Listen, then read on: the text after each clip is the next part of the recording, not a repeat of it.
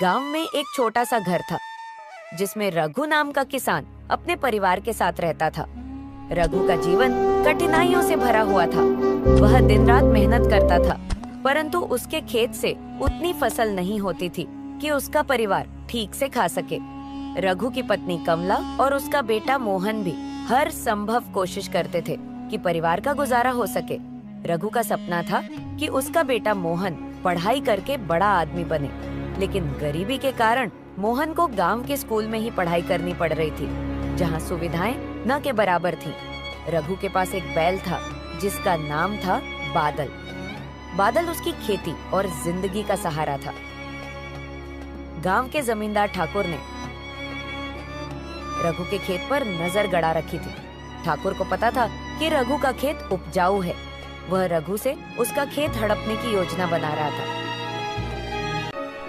ठाकुर ने रघु को अपने हवेली बुलाया और कहा, रघु, तुमसे यह खेत संभलता नहीं, इसे मुझे बेच दो, मैं तुम्हें अच्छा दाम दूंगा।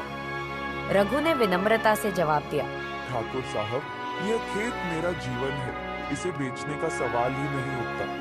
ठाकुर को यह सुनकर गुस्सा आ गया।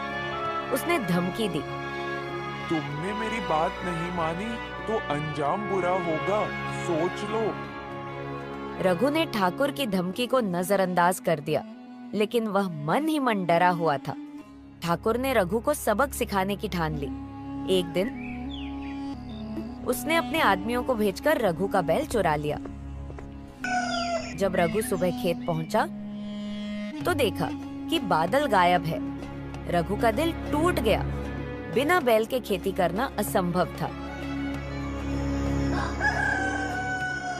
गांव में किसी ने बताया कि बैल ठाकुर की हवेली में देखा गया है। रघु ठाकुर से बैल वापस मांगने गया, लेकिन ठाकुर ने साफ इनकार कर दिया। यह बैल अब मेरा है, अगर तुम इसे चाहते हो तो खेत मेरे नाम कर दो। ठाकुर ने ठहाका लगाते हुए कहा। रघु का गुस्सा और बेबसी एक साथ फूट पड़े। वह खाली हाथ लौट आया। रघु ने हार मानने से इनकार कर दिया। उसने गांव वालों से मदद मांगी। सभी उसकी हालत से वाकिफ थे, लेकिन ठाकुर के डर से कोई भी खुलकर उसकी मदद करने को तैयार नहीं हुआ। रघु ने अपनी मेहनत और लगन से खेत की जुताई करने की ठानी। उसने खुद हल खींचना शुरू कर दिया। सुबह से शाम तक मेहनत करते, लेकिन काम पूरा नहीं हो पाता। ईमानदारी का फल। कुछ दिनों बाद गांव में एक साधु आया। उसने रघु को इस हाल में देखा और पूछा, बेटा, क्या बात है, इतनी मेहनत क्यों कर रहे हो? रघु ने सारी बात बताई। साधु ने मुस्कुराते हुए कहा, सच्चाई और मेहनत का फल जरूर मिलता है, ईश्वर पर विश्वास रखो। साधु ने रघु को आशीर्वाद दिया और चला गया।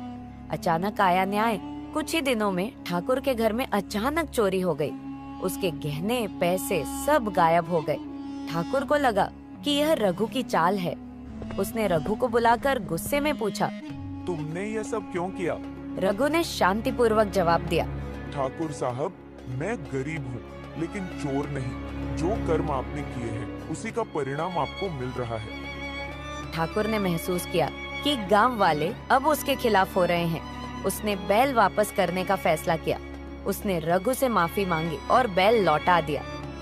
संदेश। रघु ने अपने ईमान और मेहनत से ये साबित कर दिया कि गरीब की मार कमजोर नहीं होती,